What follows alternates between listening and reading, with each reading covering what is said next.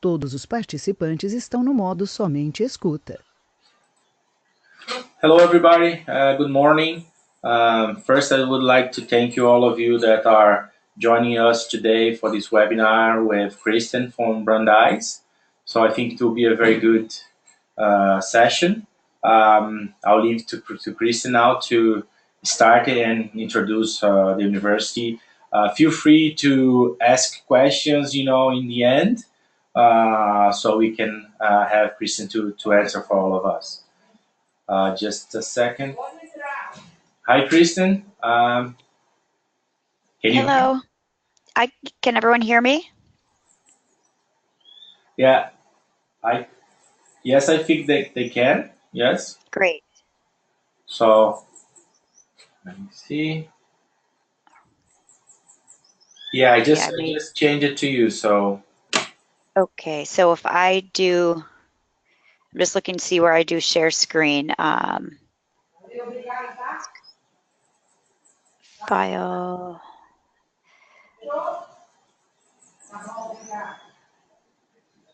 Do you know where, I've never used this GoToWebinar. Do you know where I go to share my screen? yeah, it's in the sharing, like there's an area there that change the host, showing the screen, and stop showing the screen.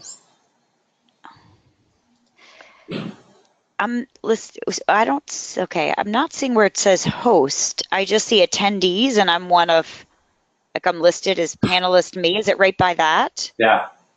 But it says presenter has control still that you have control. Let me see why. Can I try to drag that down? No. Yeah, I just changed it. I mean, maybe I need to refresh it. It says I can't take control for because I think it's the middle icon, correct? Where you see the screen? Yeah. Yeah, I'm changing you here, but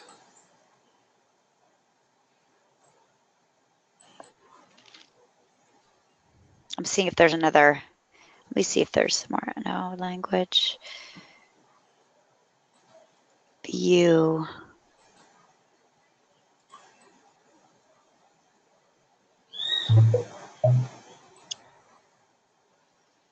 so it's still my screen is still showing up?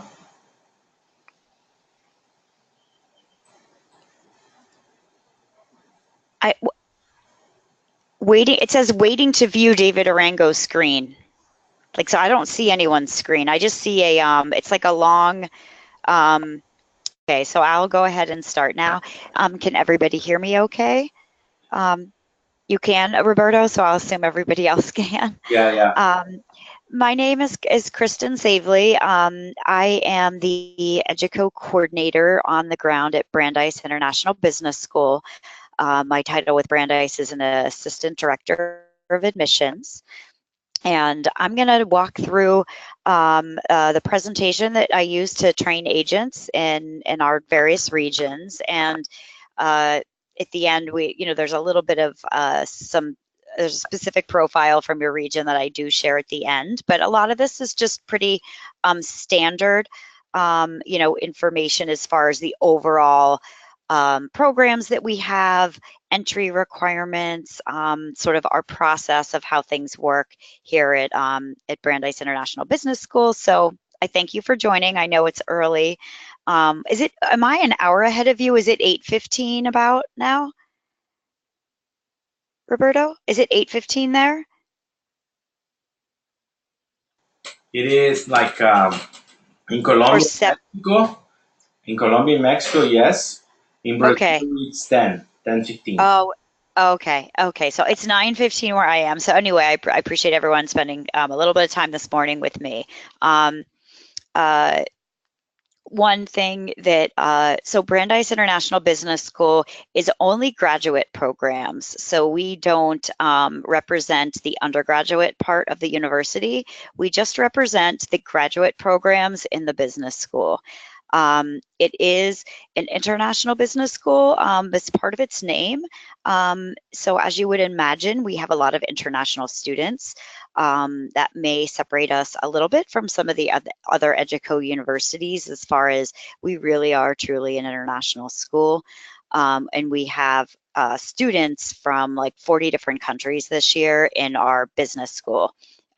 So we prepare our students, because they come from all around the world, to be ready to work all around the world, which is sort of why our like tagline is to become world ready if you study with us at the business school. And we do have networks globally, employers, alumni, professors even come from around the world. So we do have a nice world, global focus. Our location. So we are about 30 minutes outside of Boston, and that picture that you see is a skyline of downtown Boston. But we are in a city called Waltham, and the nice thing is for students is that Waltham is a nice town, and it is a little bit of, it's obviously smaller than Boston, but it still has a lot to offer for students. There are a couple other universities near us out here, and there's a nice downtown area of Waltham itself that has a lot of international restaurants and markets and things to do that you can walk to. And then we have a commuter rail stop right at Brandeis is the name of the stop, and students are able to jump on that commuter rail and be downtown in the city. I think it's like 25 minutes on that train. And I live in the city, fairly close to what you're looking at there, and it takes me about a half hour to drive out to work. So it's really close, but it's nice for studying because we have a full campus. The business school is part of the main Brandeis University campus, so it's easy to find some quiet places to study, I guess is what I'm trying to say. So you're not smack in the middle of a big noisy city, which is nice for trying to focus on your academics. And Boston, as I'm sure you guys are aware, is probably one of the biggest education hubs in the United States. We have hundreds of universities in the city. We have a lot of very big name universities like Harvard and MIT. And we have just lots of other great colleges that aren't Harvards and MITs, such as our school, BU, Boston College, Northeastern. There are many colleges that are, very competitive in U.S. standards right within the Boston area. So there are lots of students around, and actually in Boston, they're like over 250,000 students. So it's a very young city as far as like everywhere where you go, there are a lot of young people. Our university, the undergrad, the main campus is ranked with U.S. News and World Report as number 34 in the country. So that's an impressive number considering there are over 4,000 universities in the United States. And anyone who studies at Brandeis, no matter whether they're grad student or undergrad, is able to tap into our over 40,000 person alumni network in over 130 countries. So even our undergraduate institution and other graduate programs that we have outside of the business school do attract students from all around the world.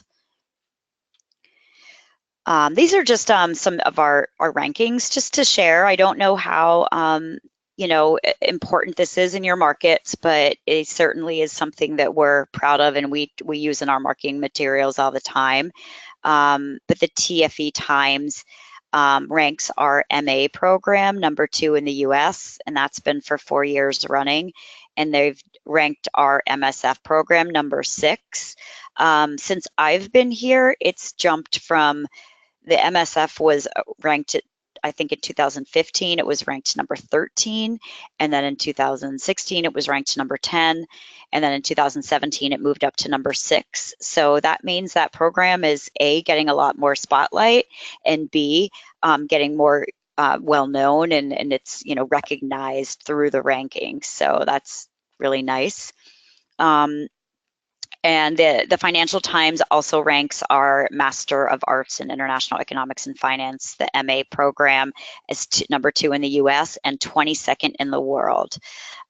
So, you know, that's a nice way to get a global perspective of the ranking. I don't know how many, you know, publishers do the global ranking, but and the Princeton Review, which is maybe more known here. I don't know how well that's known where you are, but you know, for almost a decade, they've been ranking Brandeis IBS and its MBA program among the best in the world. So it's a more general ranking, but it's good. So now I'm going to just give you an overview of the programs we have to offer. I'll start with the MBA program. And the MBA program is the only program I'm going to talk about, or the only program where students need to have some professional work experience in order to apply. So there's a prerequisite of 2 years minimum full-time work experience after they've graduated from an undergrad program.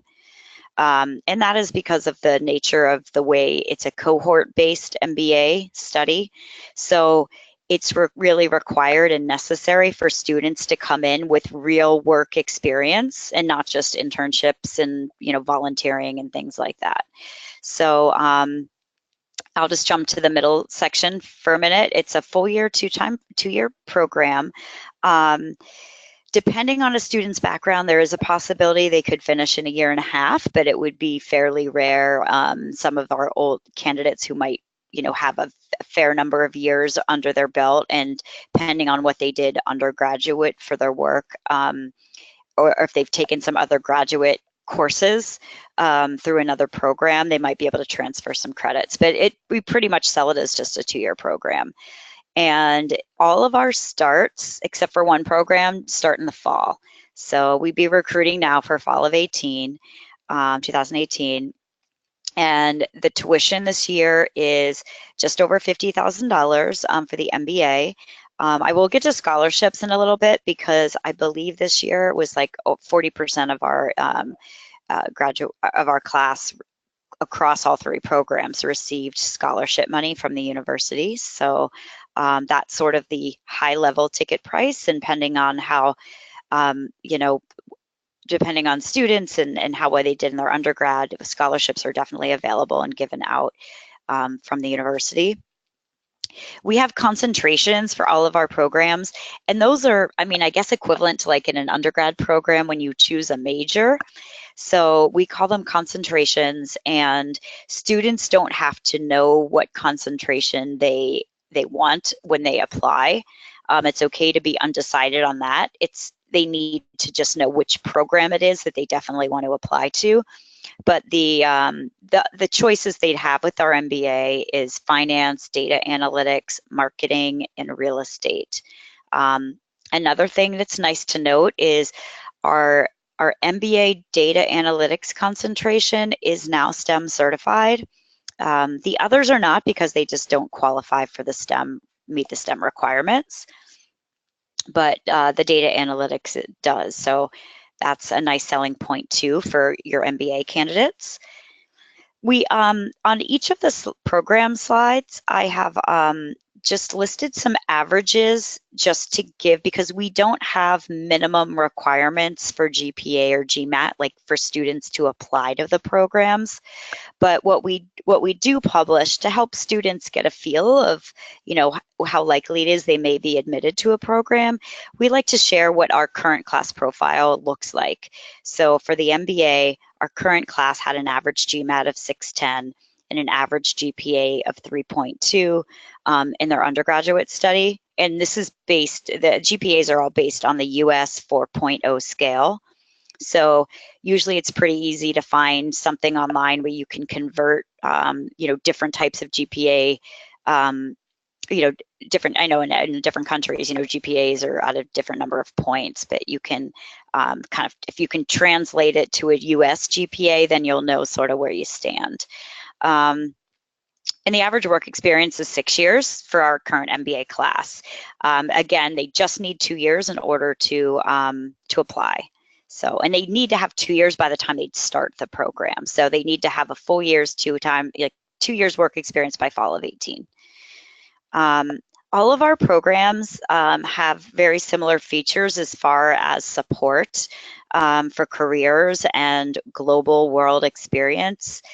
We have career coaches and alumni mentors that students start working with the career coach during orientation. I mean, as part of the 4-day mandatory orientation, students are meeting with academic advisors, program directors, and their career coach so that they can start to get a feel of what the goals are for each student and start to think about what types of internships would be appropriate and what the goals are, so that these support people can help to make the best experience possible for each student, depending on what they want when they graduate, what kind of job, what type of industry, all of that.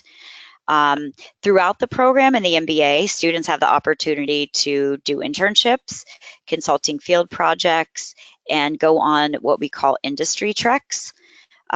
These industry treks are short, usually 2 to 3 day ventures to other cities and other countries, even to actually meet with people at various companies where we have contacts and get a feel for what it's like to be on the ground at that company, to talk to people who work for the company, and they kind of get a lot of insight into specific companies, and it might be finance, it might be marketing.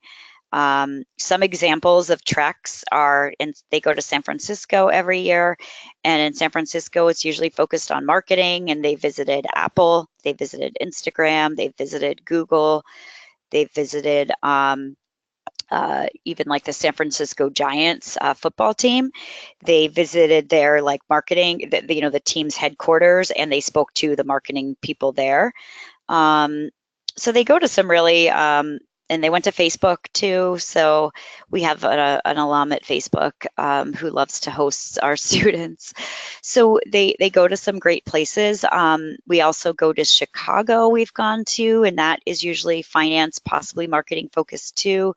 New York is there's always a finance focus, and sometimes they'll either do real estate or marketing or something like that. In New York, they'll go to a lot of institutions, finance institutions like Goldman Sachs and JP Morgan. And they may also go to smaller ones. So they'll go to a bigger firm and also smaller firms so that students can get a feel for the difference. They also have gone up to Toronto, and they've gone to Dublin in Ireland. And in the past, they've also gone to Hong Kong, and I believe Hong Kong's on the list again, maybe for this year. So anyway, those are what industry treks are, and they're really, students apply to them. Students can't go their first semester. They need to be here at least a semester before they're able to apply to these, but they're really interesting and students love them. So, and they're partly funded. There is a little bit of funding for the trips from the university.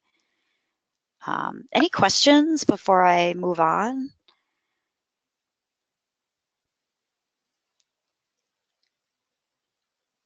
No? Roberto's the pace seem okay? Yeah, okay, no questions here. Yeah. Okay, great. These are kind of dense, these couple slides, but it's just to give you the high level, important stuff. And I can share what Roberto, I mean, this is on Dropbox. Do you have access to that? I do.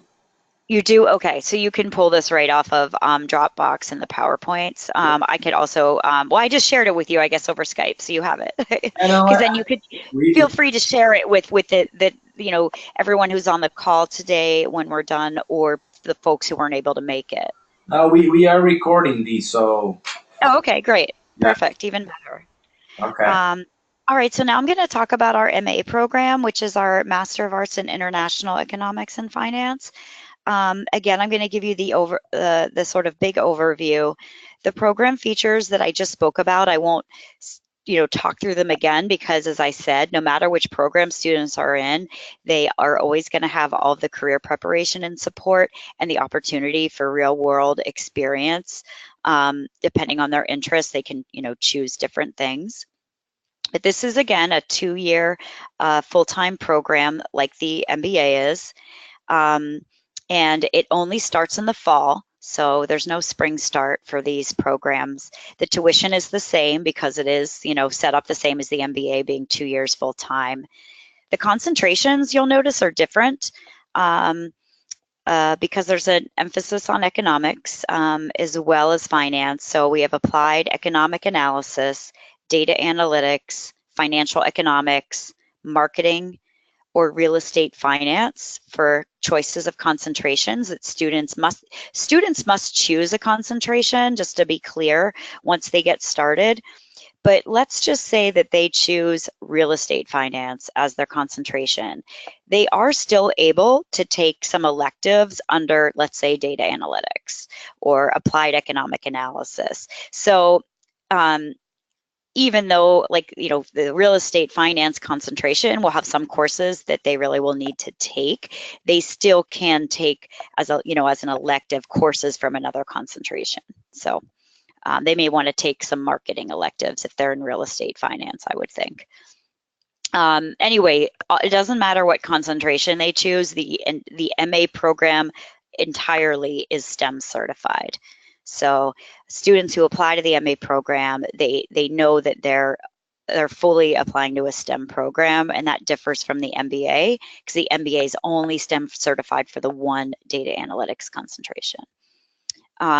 This program does not require work experience, full-time work experience. Most of all of our students have done internships in their undergraduate study, but we do get the average age of this program is 22. So most students are coming straight from an undergrad program. Maybe they've taken a year off to work and, see what they like to do, and then they decide to come back and get a graduate degree. But you do not need the pre-work experience. This is our number 2 ranked program. So you'll notice that the average GMAT score is a lot higher than than the MBA. The average GMAT for this year's class is 723, and the average GPA undergrad was a 3.4. All right, I'll move on to, so we just launched sort of in the middle of the cycle last year. The university decided that, the business school decided that there was a need to have an accelerated version of the MA. Or they wanted to, to allow for an accelerated version, which is a 12-month program, but there are some specifics to it. In order for students to kind of qualify for this, the students have to have studied in the U.S. in undergrad.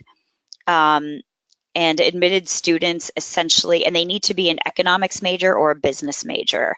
So if you are working with students who are looking to study, to do graduate work in the US, but they are actually in an undergrad program in the US, these are the kind of students that would be, would qualify as far as international students, because they do have to be awarded a US degree from a US institution. And the way it works is they evaluate the transcripts, but if they're econ or business majors, they are looking for the right students would have about 16 credits that would be credited towards the master's degree from their undergraduate work.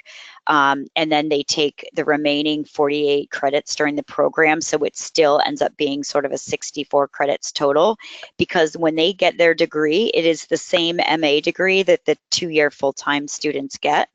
And they're just doing it in 12 months.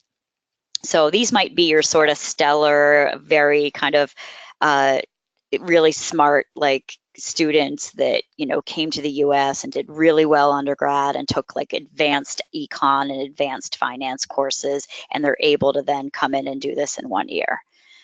So it's got the same concentrations, it's all STEM certified, and it has the same kind of average GMAT.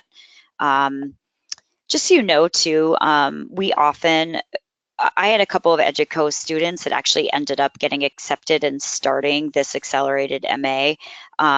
This is the only one that doesn't start in the fall. It starts in the summer. So it started this year. Those who were accepted, it started June 18th. So it's our only summer intake that we have. And it's a small program. They're only about 20 students. I think they're 20 students because it's very new. We expect it to get a little bigger each year. But these students, I just got, just to backtrack a little, the students who applied through Educo, they had applied to the regular 2-year MA program because there was no chance for this to really get marketed out with everyone. So, and even with the university. So what the admissions committee did this past year is, as they were reviewing all of the regular MA applicants, if they found students through looking through their transcripts and their backgrounds that would qualify for the accelerated MA, they reached out to those individual students to see if they wanted to be considered for this new accelerated program. And we did have 2 Educo students, as I said, who did qualify. They did get admitted into it, and they're here on campus this summer, and they'll graduate from that program next May. So it's a nice addition because then it's as you can see, so there's a total cost of $63,466, and so those students thought they were applying to a program that was going to be $100,000 total, and now it's $63,000 total, and they may have been awarded scholarship money. So it also helps with the program cost if students qualify for this. And so I'm going to go over the MSF. It's our Master of Science and Finance program. This program is 16 months. So I'll just give you an example here. Like students who start in the fall, which is 2 weeks from now, they will have the fall semester, the spring of 18 semester, the summer is required to do work, and then the final fall of 18. So if they start, fall of 17, they'll graduate in December of 2018 with this program. And as part of the, in the summer, they're usually doing like consulting work, internships, that kind of stuff. They may be taking a class or 2, but usually they're doing like the internship and consulting field projects during that summer. The tuition is a little different because it's, a shorter program. So the $57,709, you can see the asterisk, that includes everything but the final fall semester. The final fall semester, depending on where they are with all of their courses, usually the kind of estimated all-in total program cost is around $71,000 for this upcoming year. So it still is obviously less money than a 2-year program. So students who are really interested in finance and aren't as interested in the economics piece usually choose this program. Because it's purely finance focused. It is meant to prepare students for the CFA exam. They want to sit for that. It actually, last fall, this program was added to an affiliation list on the CFA website. And in order to make that list, your program has to have a minimum of 70% of the content on the CFA exams. So that's a 3-part exam in the US for a lot of analysts and portfolio managers and people who go into pure finance jobs really want that. It's how it helps them to get jobs when they've taken the CFA levels 1, 2, and 3 as far as a credential. So having this program on that list is really helpful too, and it is completely STEM certified. You can see the concentrations are very, finance focused. We have asset management, corporate finance, risk management, and transfer pricing and valuation. So we kind of call it's like a finance boot camp essentially for 16 months. It is a competitive program, and you can see from the average GMAT score that it is it's over 700 at 710 for this year's class, and the average GPA coming in was a 6.3 in undergrad. We saw, just to share knowledge with you, we saw like a 200% growth in applications from fall of 16 to fall of 17 for this program. So it's extremely popular, and this is the program that's been moving up in rankings, and it's now at number 6. So that's that program. And so those are the three programs that we, work with Educo to promote.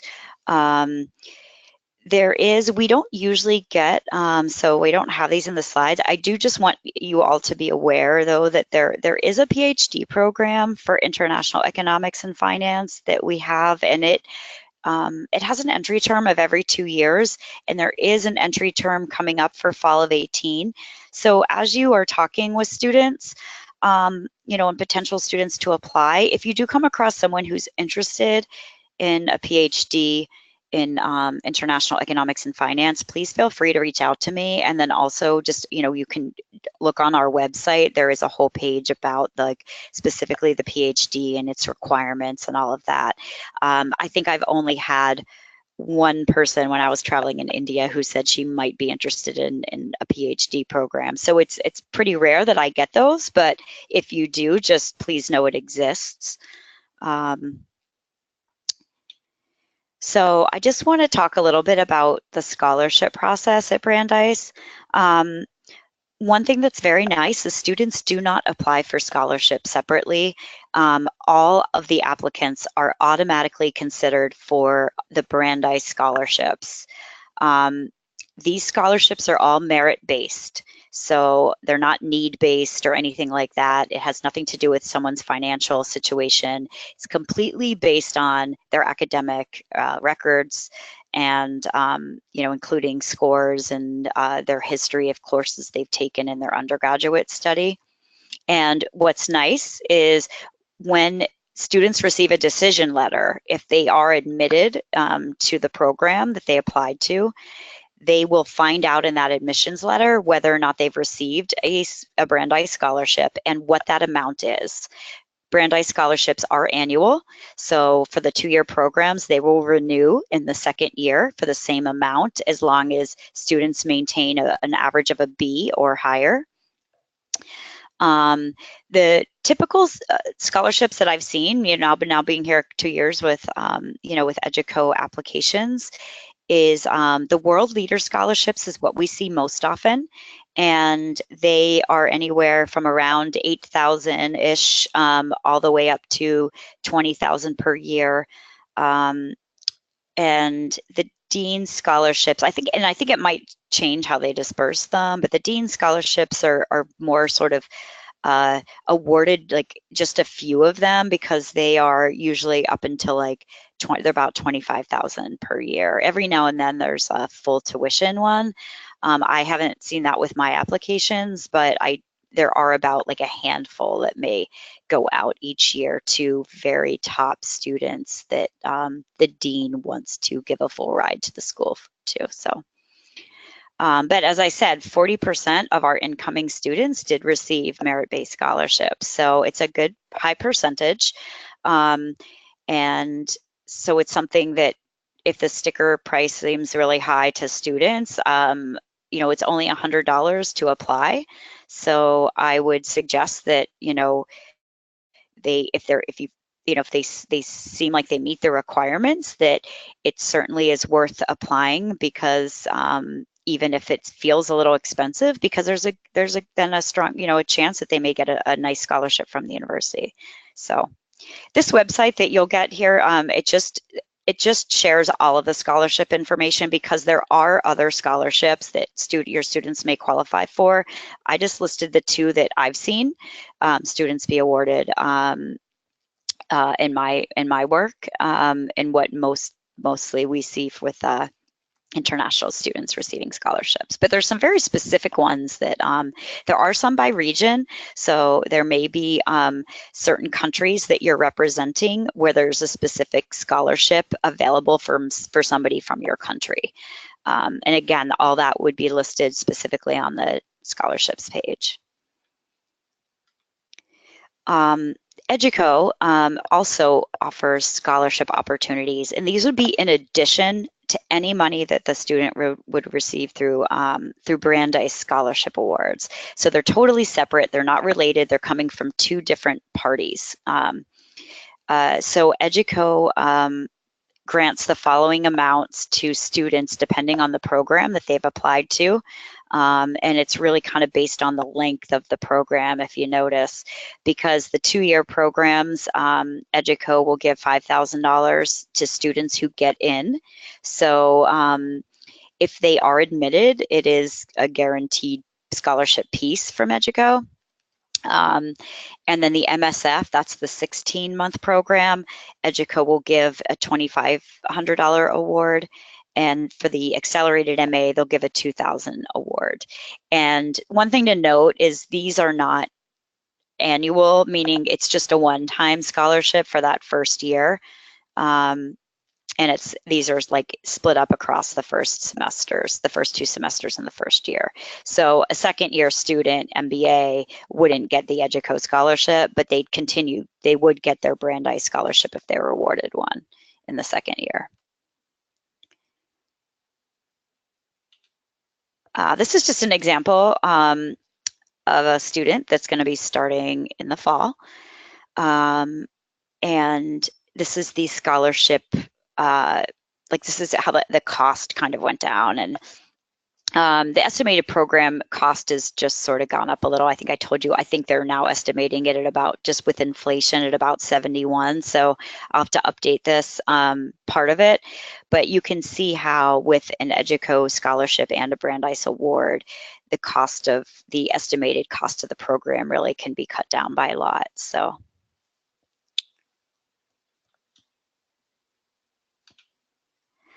So application requirements, these are, I think they're fairly standard. The only thing that is probably different than most universities is we have a video essay that all students are required to do.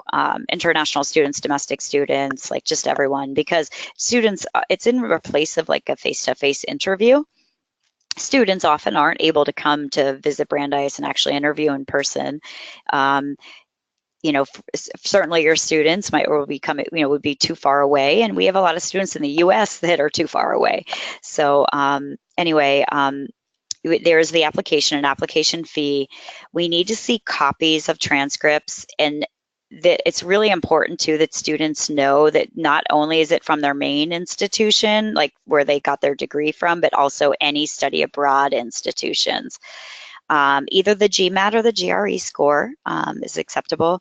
We don't have any preference, so students should take whichever test they think they'll do best on. We have a written essay and then the video essay, and the video essay is just to give a little summary. Students are sort of provided a link once they submit their application, and it's a link that's unique to them. And they are sort of prompted up. First, they have a practice time so they can kind of get used to it, but it's sort of like doing they're prompted a couple of open-ended questions from people on our staff and professors and current students we've written some questions, interview type questions, and then the students have about a minute or two to just respond, spontaneously to the question. And the question might be like, what was the most challenging course you took in your undergraduate study? And, how did you overcome that challenge? How did you get through the class? And so there's no right or wrong answer to any of these, but it's a way for us to see how students sort of speak and respond and interact. And so there are 3 questions that are prompted. And then there's a written piece. So the third question would be just sort of written on the screen, and the student types an answer. So, but it's just a piece that our admissions committee uses to sort of get a little bit of the personality through and see what the student is like and how, if they present themselves professionally, but that kind of thing. So that's a video essay. We do need a resume, and again, if it's an MBA candidate, they should make sure it's quite clear on the resume that they'll have that 2 years work experience that's required. 2 letters of recommendation are required, and then a TOEFL or IELTS, and I don't know if you guys use the PTE academic, but PTE we take 2. So so our TOEFL requirements at 100 on the TOEFL internet-based test, or an equivalent IELTS of 7.0. This is graduate school, so it is really important that international students can perform well and communicate well in the classroom. So they're pretty strict on those requirements, because they want students to come and be able to be successful. So it's kind of an important part of the requirement piece. There are a couple course requirements just listed there for the MA and the MSF. The MA, because of the economic focus, they need to have macro, micro, economics, and statistics. Most all of our students have that because they're coming out of, you know, an econ undergrad or a business degree or something like that. And then our MSF program has any financial management course. It doesn't have to be called financial management, but something, usually a course like that, will evaluate the transcripts and, you know, let students know where they stand with it. And then a statistics course. Other thing to note is, with the prerequisites, the students must have received a grade of a minimum of a B. So if they've taken microeconomics but they got a C in it or a D in it, they're going to have to retake it. That won't qualify for the prereq, because we need them to be able to, you know, have a strong knowledge in these backgrounds in order for them to come in and be able to, you know, be successful in the classroom. This is just a list here of some of our career outcome, like employers from the class of 2016. So I won't really go, I mean, I just wanted to, you know, put this up here, and again, you'll be able to have this as reference. This is not an exhaustive list, but it's just some highlighted examples of some of the, you know, highly competitive companies where our students like land jobs when they graduate. So you'll see we've got some consulting firms, we've got financial firms, we've got marketing firms, and then there are a lot of students that go like in various other directions too. So, but it's a list that, you know, we get that question a lot of, well, where do your students end up? And this is, you know, some of the highlighted companies that you can share with potential students. So application deadlines. The accelerated MA is a little different because that's the one that starts in the summer, and they have a deadline of November 15th, February 1st, or April 1st. Oh, I realized I don't have 2018 on there. It got cut off. I'll have to change that. But the MBA, the MA, and the MSF all have the same deadlines, and this notification date just means that's when the student will find out if they got admitted into the program they applied for. So our deadlines this year for the standard programs are November 1, January 15th, March 15th, and April 15th. You'll see the asterisk next to January 15th. This is an important one because it is the priority deadline for scholarships. So if a student is interested or in a scholarship, well, and who wouldn't be, right? But if it's important for a student to get a scholarship in order to be able to pay for it and attend, you really want to make sure that they meet that January 15th deadline, because scholarship money, obviously, over the course of the cycle, there's less and less of it, so it becomes more and more competitive to get it. The March 15th deadline is a priority for international students to apply, just because of, you know, having to obtain all the documents to get to the US and you know, going through all the visa requirements and I-20 work and all of that. So, but I do have students that apply April 15th, and if they're accepted, are able to do all of that work and get here, but we just encourage them to apply earlier, you know, if they can, because then it's you know, less hectic and a lot less stress on the student. So the latest date that a student will find out if they got in is May 16th if they applied for the April 15th deadline. So this is just a slide on sort of like living near Brandeis, what that kind of what the housing situation is, because we don't have on-campus housing for graduate students. Our footprint is a pretty decent sized footprint in the university level, but a lot of all the sort of dormitories are reserved for the undergraduate students. And we have so many departments that, you know, the rest of the campus is really taken up with academic buildings and theaters and things like that. So there is an off-campus housing website though, and so there is guidance. When students are admitted, they'll start to get communication about how to find housing. I've never had anyone have a problem finding housing. There's plenty of housing nearby, a lot of it within walking distance. It's really a preference of the students' choice and where they want to live and all of that. But there is a shuttle that Brandeis has that goes all throughout the town of Waltham that students can jump on, and it's pretty resourceful. So if they're a little further than walking distance, or they don't feel like walking that day, the 10 minutes over to campus, they can jump on a shuttle too. The living cost is for the MSF, the entire, like the calendar year is estimated at about a little over 18,000.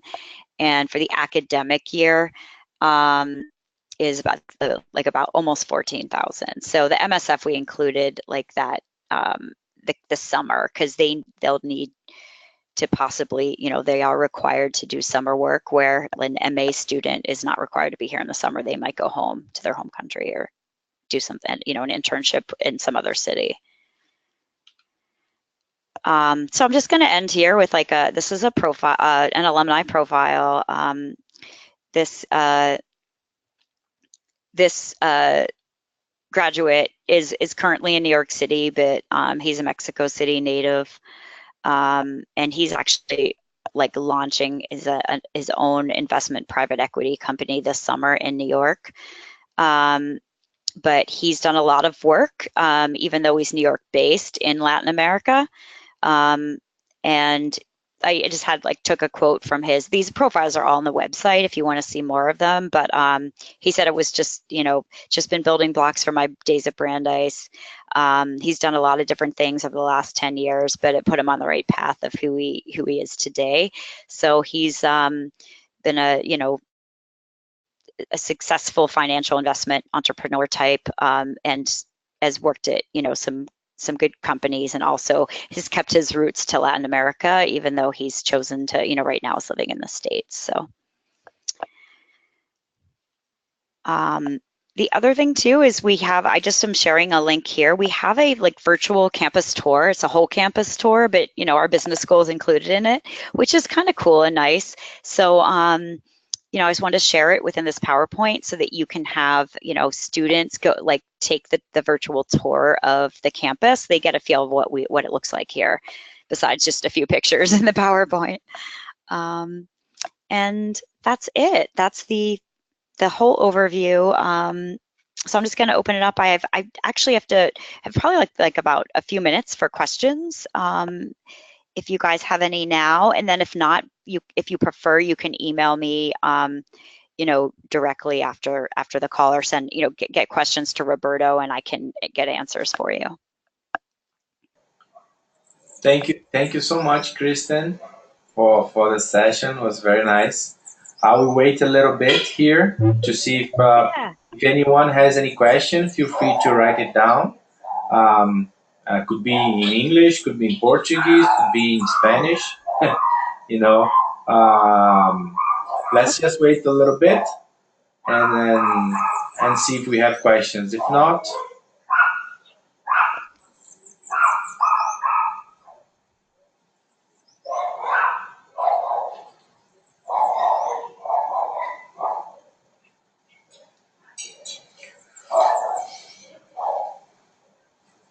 yeah, it seems that, Kristen, we don't have any questions.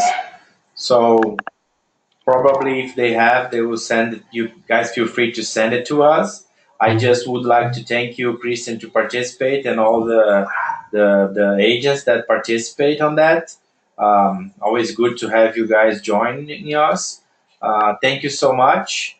Feel free to say goodbye or any other comments. All right.